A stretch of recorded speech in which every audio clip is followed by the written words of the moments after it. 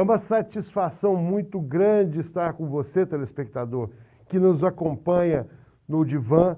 E hoje nós temos aqui a grata alegria em termos a doutora Cíntia Rezende, fonoaudióloga, que veio neste momento de pandemia, como nós temos tratado de assuntos muito relacionados à saúde e pandemia, falar um pouco da fonoaudiologia. Muito obrigado, doutora Cíntia. Eu que agradeço. Doutora Cíntia, eu vou tomar a liberdade de falar por ela. Ela é de Belo Horizonte, reside na nossa capital, em Goiânia, há 7 anos, com uma trajetória ascendente de sucesso muito grande. E é uma primaz especialista em voz. Doutora Cíntia, como é que anda a fonoaudiologia nesses tempos de pandemia? A fonoaudiologia tem tido um papel muito importante nessa época e mais valorizado, ao meu ver, né? Então, nós temos alcançado áreas onde antes a gente não era visto, né? A fonoaudiologia hospitalar, por exemplo, que sempre existiu, uma especialidade do Conselho, ela agora tem atuado dentro das UTIs, né? Com esses pacientes que estão internados por conta da Covid, e desenvolvendo alterações com disfagia e no quadro respiratório. Então, a fonoaudiologia ela tem sido requisitada a todo momento para atuar junto a esses pacientes e no pós-Covid, né?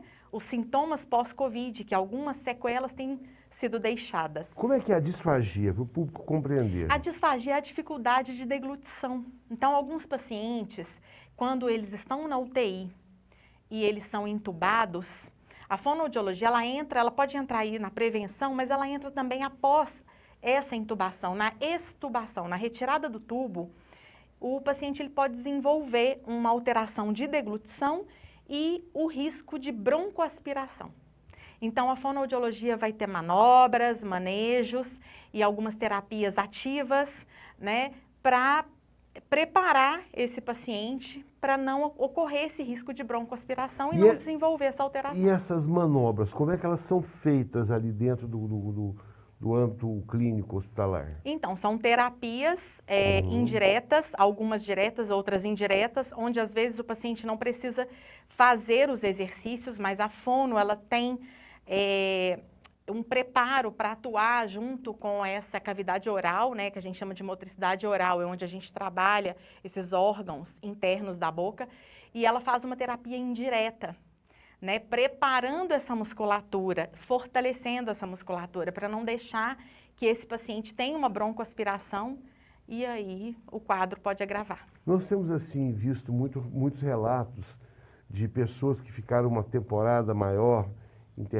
nas UTIs e que perderam a capacidade da fala. Uhum. Como é que funciona isso, doutora? E como é que é essa recuperação da fala? Sim, não só da fala, né?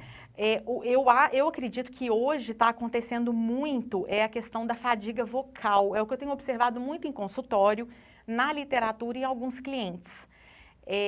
Pós-Covid, os sintomas pós-Covid. Eu tenho uma cliente que tem 2 meses que teve Covid, não foi internada, não teve um quadro evolutivo, mas hoje está apresentando um cansaço grande respiratório, a voz falha, ela é cantora.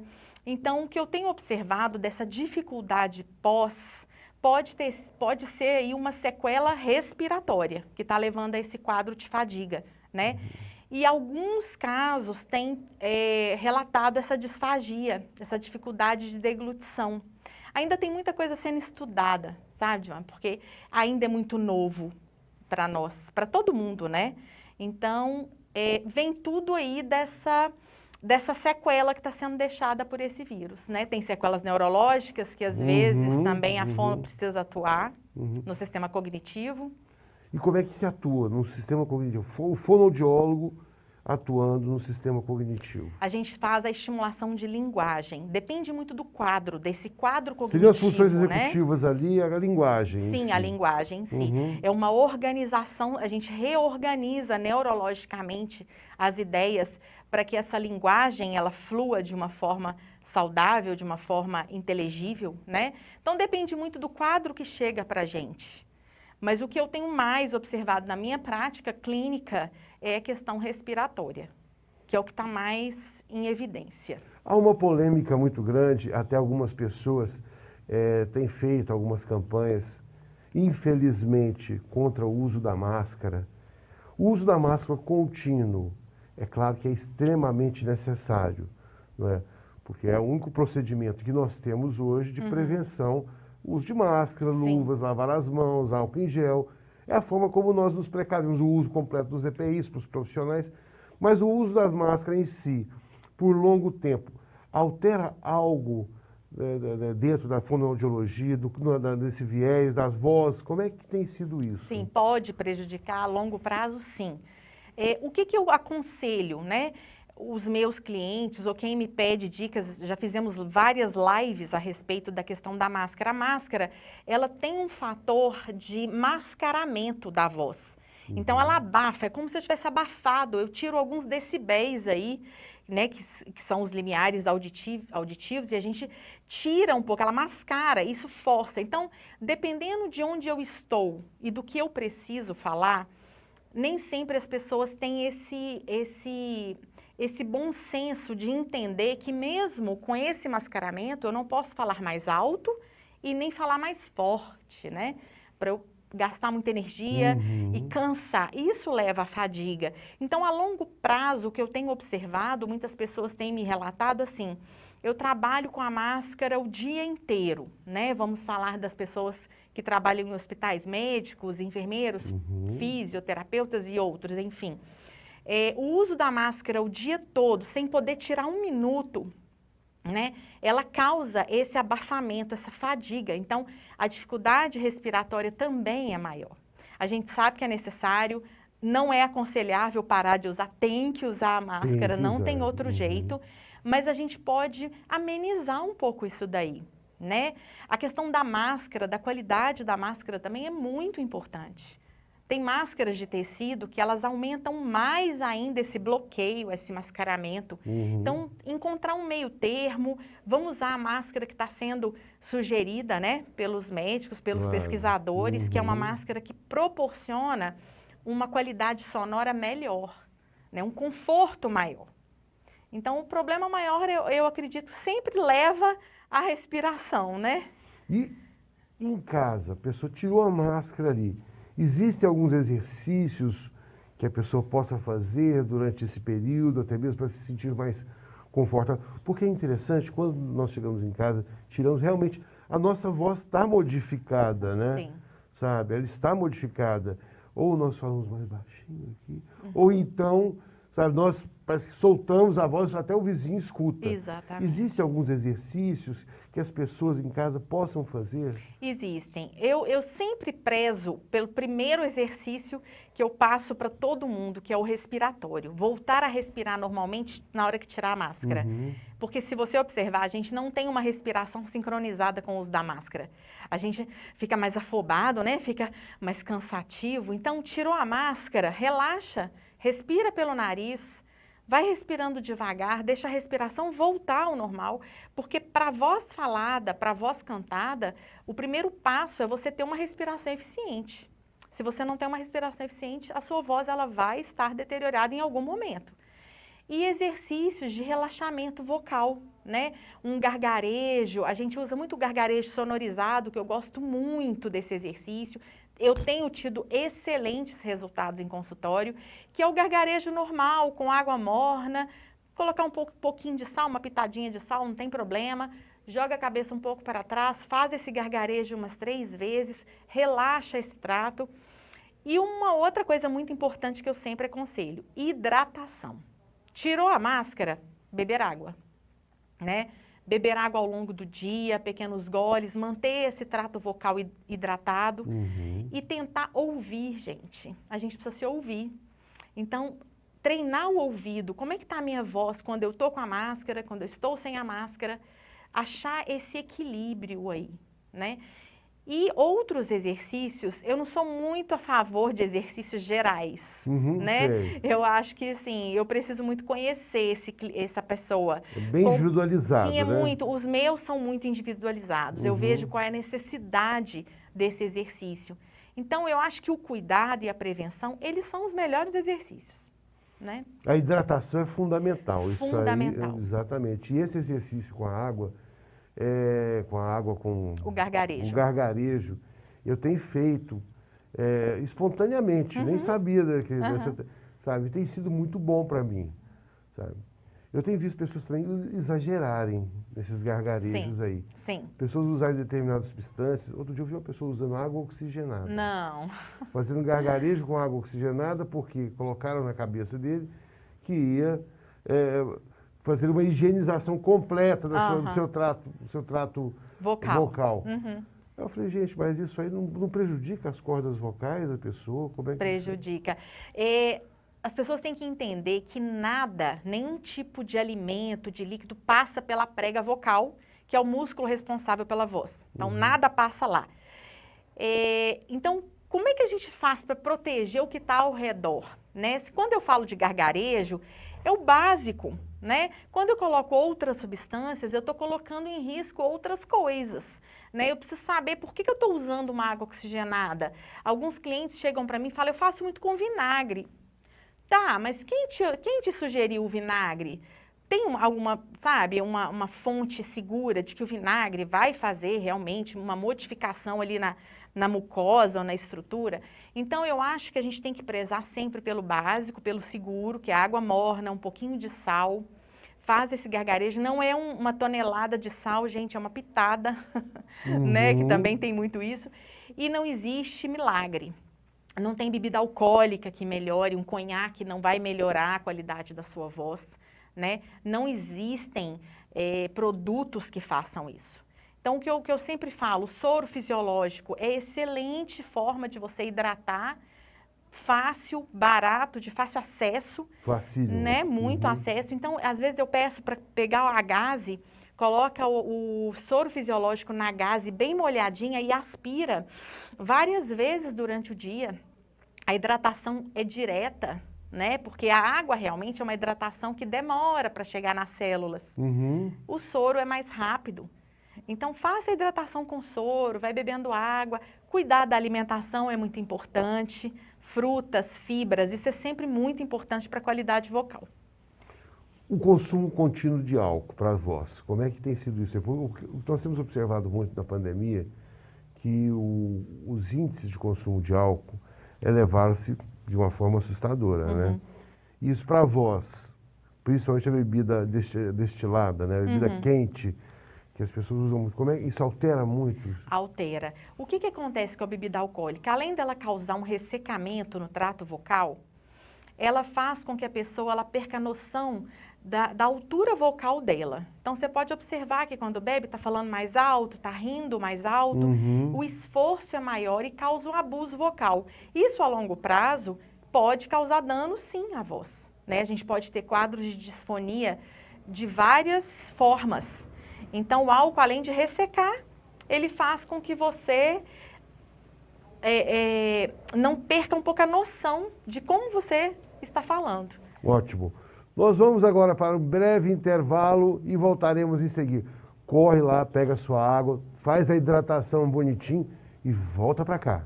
Até já!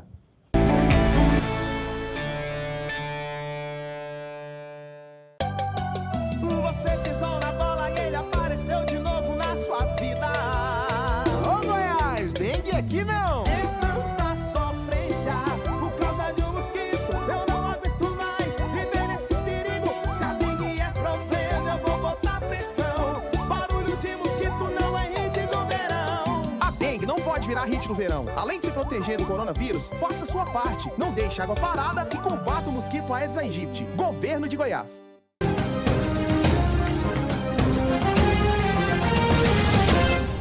Quero fazer um convite especial. Meu nome é Debri Bucar. Todas as quartas-feiras ao vivo aqui pela CMN Goiás, nós temos o nosso programa Metrô 360 Graus. São 360 graus de notícia, informação, com muito conteúdo para você. Nos acompanhe aqui pela CMN Goiás. Assista pelo nosso canal a cabo, né, pelo 24 ou 524 aqui pela net, ou pela nossa plataforma de streaming, todas as redes sociais, Facebook, Instagram e YouTube. Nos vemos lá. Um grande abraço.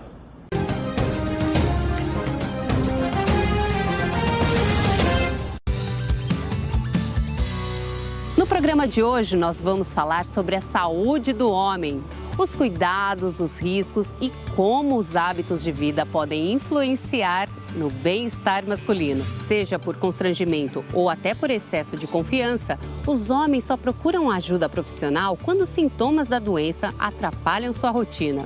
É muito importante que os homens, após os 50 anos de idade, procurem o urologista para fazer o exame de toque retal e de PSA. E aqueles que possuem parentes que apresentaram câncer de próstata, procure o urologista após os 45 anos. Muitos problemas de saúde dos homens estão ligados aos seus hábitos de vida.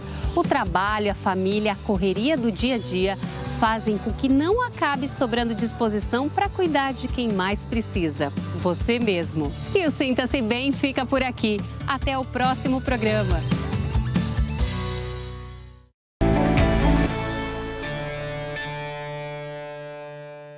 Agora que você está com a garganta hidratadinha aí, tranquilo, eu queria saber muito a respeito da relação das crianças com a voz, não é? Ontem eu assisti uma entrevista breve de um fonoaudiólogo falando da pré-fala. E eu fiquei muito encantado da maneira a qual ele relatou essa pré-fala, sabe, do contato da mãe com a criança, da fala da mãe. Como é que funciona essa pré-fala para a criança? Essas etapas de formação da linguagem para a criança, doutora? A gente acredita que a criança ela já começa a ter os primeiros contatos sonoros dentro da barriga da mãe, né? Onde a mãe coloca uma música, onde a mãe conversa com essa criança e esse sistema auditivo, ele vai formando esses sons, né? Ele vai absorvendo esses sons e vai tendo essa formação. A gente entende que quando a criança nasce, nos primeiros meses a gente consegue perceber que ela já entende alguns sons que a mãe fala com ela, né? E aí começa a formação de linguagem. A audição, a criança ouve, tem essa formação sonora e vai para o cérebro e tem a parte neurológica, onde são construídas as palavras e toda a parte de compreensão. Então, a pré-fala, ela vai muito aí a gente entende como a parte anterior ao balbucio, é quando a criança está compreendendo, ela já compreende, mas ela ainda não está se expressando. Ela está aprendendo, né, o cérebro ainda está fazendo as conexões para que essas palavras sejam formadas e ela possa se expressar. E ele falou lá na entrevista que ele concedeu que esse trabalho começa a partir desse contato, né, esse contato da mãe olhando para a criança, falando lentamente, conversando, até mesmo está trocando uma fraldinha, olha, vou trocar a fraldinha, não sei o que, tá. Ele disse que isso é extremamente importante. E ele falou no momento da pausa, que você fala e dá uma pausa esperando uma resposta dessa criança, uma expressão, uma expressividade da criança. Sim. Quais são as alterações da fala mais visíveis hoje em relação às crianças? O que a gente observa, a criança, ela precisa, é uma necessidade fisiológica mesmo, dessa estimulação desde quando ela nasce. Muito importante trocar uma fralda, dar uma mamadeira ou amamentar, né, que seja no peito, e estar sempre conversando e esperando uma reação dela. Quando a criança ela não tem essa estimulação corretamente, ou ela tem algum trauma infantil, alguma coisa que acontece dentro daquele seio familiar, ela pode desenvolver o atraso de linguagem. É muito comum no consultório, mães com crianças de 2, 3 anos irem com essa queixa. Não fala nada, aponta, né? Ou fala uma linguagem que ninguém entende, já está, por exemplo, numa fase que já precisava estar formando palavra ou formando frases. Então, o atraso de linguagem, ele é muito visto, ele é muito aparente. Tem outras alterações, quando a criança vai começar já a falar, já está na idade escolar, podem acontecer algumas trocas na fala, né? Então, às vezes, ela não consegue alfabetizar por conta de erros gramaticais ou erros na fala, troca de letras. Isso acontece muito. Muito, né? E também essa questão agora das perdas familiares que tem tido. Um conhecido meu me relatou que o filho dele perdeu o avô e depois disso ele perdeu a capacidade da linguagem. Ele foi ao psicólogo, o psicólogo está trabalhando com ele, e foi uma fono. E a fono disse que realmente ele travou. Bloqueio. Houve um bloqueio, ele travou ali e não consegue pronunciar determinados fonemas, determinadas palavras, e está com uma dificuldade incrível. Tem acontecido isso muito? Tem acontecido sim. Aí a fono é uma equipe multidisciplinar. Isso. Aí a gente tem que trabalhar com um psicólogo do lado, talvez uma psicopedagoga, né? Pode trabalhar uma psicomotricidade, entrar toda a equipe para poder melhorar essa qualidade de vida dessa criança, né? Então, o que pode acontecer? Através desse bloqueio, a fono, ela pode fazer estimulações de linguagem. Entra a parte cognitiva, entra a parte da fono que atua na área de linguagem, onde ela vai trabalhar essas estimulações cognitivas e muda esse quadro, mas ela tem que estar junto com essa equipe. É Agora, importante. falando em equipe, nós chegamos aonde eu já fui fazendo um planejamento para nós chegarmos aqui. A criança com transtorno de espectro autista, em relação à fala, quais são as sugestões aos pais? Trabalho multidisciplinar. O autista, ele precisa de uma equipe multidisciplinar com ele, né? E o autista, ele requer uma especialização para ele. Tem que ser uma fonoespecialista em fala e que trabalhe com esse tipo de criança, né? Que tenha essa dificuldade. Mas a fono, ela trabalha junto com o psicólogo, muito ligada nessa parte do autista, né? Se ele tiver idade escolar, juntamente com a escola, esse contato com a escola, com o psicólogo, com a psicopedagoga, isso é muito importante. E as famílias estarem atentas ao que pode ser feito nesse âmbito familiar para melhorar a qualidade de vida dele, nas estimulações, né? E quanto mais precoce, quanto mais cedo começar esse tratamento, o sucesso é muito maior, né? A gente tem um prognóstico melhor. É interessante que alguns desenvolvem uma linguagem muito própria, né? Sim. Eu tenho um garoto que é conhecido meu, filho de um grande amigo, que ele tem uma linguagem toda própria dele ali. E a família se adaptou a essa linguagem, essa forma de linguagem. Isso é bom ou ruim? Porque a gente observa essa pergunta, observa que no âmbito familiar você compreende essa linguagem. Mas aqui fora as pessoas não vão, ele não consegue interagir. Eu acredito que a gente tenha que modificar um pouco isso. Eu não acho que a gente não vai estar preparando essa criança para o mundo, né?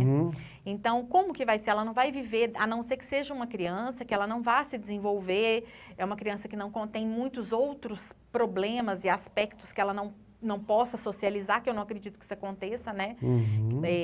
Pode ser que tenha algum caso ou outro, mas como ela vai socializar se ela não consegue desenvolver essa linguagem de uma forma saudável? Então, de uma forma correta, né? Então, eu acredito que os pais precisam, sim, respeitar o momento da criança, mas, ao mesmo tempo, buscarem ajuda para a construção dessa linguagem, para essa criança conseguir socializar e ela viver num mundo como as outras, né? Ela tem que ser um indivíduo como o outro. Como é que é ser especialista em voz? É um desafio muito grande. A voz, ela me permite trabalhar em várias áreas da fonoaudiologia, né? Na minha especialidade, eu trabalho muito com comunicação assertiva, trabalhando com oratória, trabalho muito com cantores, a voz falada. Eu tenho um estúdio, um espaço onde eu trabalho, eu tenho um projeto com mais uma pessoa que é musicoterapeuta e vocal coach. E nesse projeto a gente trabalha fono e canto, ou fono e coach juntos. Então, a gente proporciona para o cantor uma qualidade vocal boa, tanto para ele falar quanto para ele cantar, e ajustes importantes para que ele não desenvolva um problema futuramente na voz, que ele tenha uma vida longa vocal, né? Por exemplo, o Israel que está ali por trás das câmeras, nós conseguiríamos alterar a voz dele para ele cantar bem? Podemos, olha, tem fonoaudiólogos que falam assim, não, quem não canta nunca vai poder cantar. Gente, eu acredito que cantar é possível para todo mundo, sabe? Eu não digo mudar a voz, mas eu acredito em ajustes. Adaptá-la, adequá-la. Adaptações, sim. Esse é o propósito da fono, quando ela não está trabalhando com alterações vocais, que pode acontecer, problemas vocais como nódulos, cistos, e outras alterações, ela vai trabalhar com ajustes em voz saudáveis, em prevenção de problemas, né, na fisiologia. É como se a gente fosse fazer uma academia ali da voz e trabalhar toda essa musculatura. Então é possível sim, a gente faz um ajuste nele e ele já vai cantar. E esse estúdio fica onde, doutora? Fica no Jardim Goiás.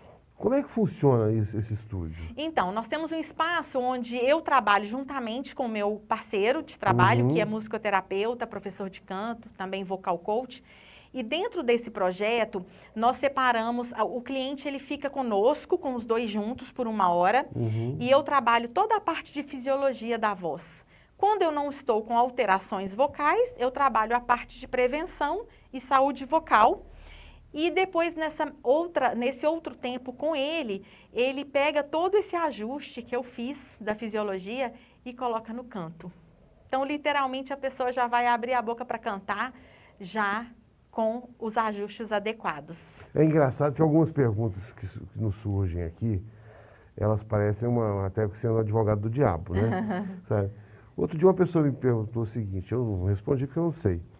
Se essas facetas, essas modificações que estão sendo feitas hoje aí todas, elas proporcionam alguma alteração? Às vezes sim, dentais, né? Isso. Às vezes sim. Eu atendi um caso semana passada de um cliente que nós tivemos que fazer uma modificação em num desses tratamentos, porque estava alterando a fala. Estava com dificuldade de pronunciar alguns fonemas e a voz, acho que não sei se ele estava preocupado, se estava alto, o que estava acontecendo, mas a voz ela não estava com a qualidade tão boa quanto era antes.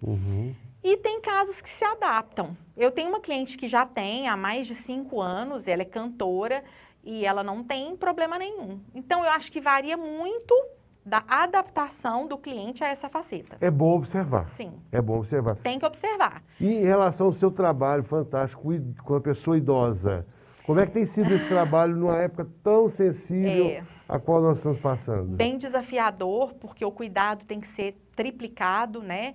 O trabalho com idoso, na minha área, eu trabalho muito a voz pós-Covid e também a voz no Alzheimer, no Parkinson, depende da patologia, alguns AVCs, que são as afasias, né, que vêm de derrames cerebrais, e são, a maioria não, todos eles são internação domiciliar. Então, eu não estou atendendo em hospital no momento. Internação, mas atendimento. Atendimento, exatamente. Eles estão em internação domiciliar, né? Onde todos os profissionais atendem em casa. Certo. Então, normalmente temos uma equipe onde tem a fisioterapeuta, a fono, e tem uma nutricionista e um médico sempre ali com esse cliente. Então, está sendo desafiador, mas ao mesmo tempo é muito gratificante. O resultado é assim, enche nossos olhos de alegria. Tem um caso para nos relatar, algo que te encheu o coração? Tem um caso, eu não vou citar o nome, né? Claro, Não pedir, claro, mas é um caso que me deixou muito feliz, de uma senhora que eu estou atendendo no momento, inclusive. E ela teve que fazer uma cirurgia por uma determinada razão e acabou sequelada, teve uma sequela deu hidrocefalia, ela teve que colocar uma válvula e ela ficou realmente muito tempo sem falar direito, estava muito desorganizada mentalmente e com muitas dificuldades, teve que ser entubada, depois ficou traqueostomizada há um tempo porque teve disfagia, que é a dificuldade de deglutição. E quando ela tirou a traqueostomia, com 1 mês eu consegui reabilitar a voz dela. E isso me deixa muito emocionada, porque quando ela abriu a boca para ler para mim um livro, eu falei, pronto, esse é o presente que eu quero, né, de ver o meu cliente sendo reabilitado. Então, esse é muito atual, porque inclusive eu estou atendendo ela ainda, mas é um caso que me deixou muito grata. Eu acho que é aí que vem esse momento de falar assim, eu estou na profissão certa, né? E há 25 anos? Há 25 anos. Me fala um pouquinho da sua trajetória. Eu sou formada em Belo Horizonte pela FAMI, Faculdades Integradas Isabela Hendricks, e eu trabalhei um bom tempo com audiologia, fazendo os exames audiológicos, né, na parte de audiometria, impedanciometria, alguns outros. Trabalhei para uma empresa de ônibus bem grande em Belo Horizonte durante muitos anos. E depois eu fui para Londres, morei 5 anos em Londres. trabalhei como fonoaudióloga lá em hospitais públicos, protetizando pacientes. E depois de lá, eu voltei para o Brasil, depois desses 5 anos, e fui me especializar em algumas áreas, fui trabalhar em algumas áreas. E há 7 anos vim para Goiânia. Acredito que aqui eu vou ficar. Olha só, quem bebe água de Goiânia não sai mais, né? Pois é, também estou achando. E os cuidados atuais em relação à pandemia, ela falou do você que quer ser atendido em casa. Existem todos os cuidados aos quais os profissionais têm tido nesse período e você deve chamá-los mesmo. Caso sinta necessidade para melhorar sua fala, para pronunciar melhor algumas palavras as quais esteja com dificuldade, para rever a sua saúde num todo. Aproveite esse momento que a gente está em casa, é um momento ao qual nós podemos nos refazer como um todo, né? Sim. E os profissionais têm tido cuidados assim impressionantes. Como é que é o cuidado mesmo, doutora? Nós temos tanto domiciliar, EPIs, né? as EPIs, temos todos os cuidados, usamos os jalecos, né, descartáveis, máscaras N95, luvas, os calçados, e tudo é feito e pensado de uma forma que o cliente vai ter esse conforto do lar, mas ao mesmo tempo vai ter essa segurança de nos receber. E a fonoaudiologia também tem o atendimento remoto, né? Em alguns casos, a gente consegue fazer esse atendimento online e temos os mesmos resultados do presencial. Então, cada caso é a gente precisa avaliar. Qual é a sua rede social? Fonosim Resende. Sim, com C. Isso, @Fonosim Resende, com S, Resende com S. E o Facebook eu não lembro agora. Fonosim Resende. Pelo Instagram dá para achar o Facebook, né? Então, @Fonosim Resende. Nós vamos editar os endereços da doutora Cíntia, vamos colocá-la aí embaixo, na barra, para que você possa acompanhar o seu belo trabalho. Acompanhar e agendar com ela quando se sentir assim necessário. Agradeço demais sua presença, engrandeceu muito o nosso programa. Espero tê-la mais vezes conosco. Agradeço, foi um prazer estar aqui, espero ter ajudado e estou à disposição. Daqui a pouco nós vamos assistir o Ebiron, um palestrante, falando de uma experiência importantíssima relacionada ao medo.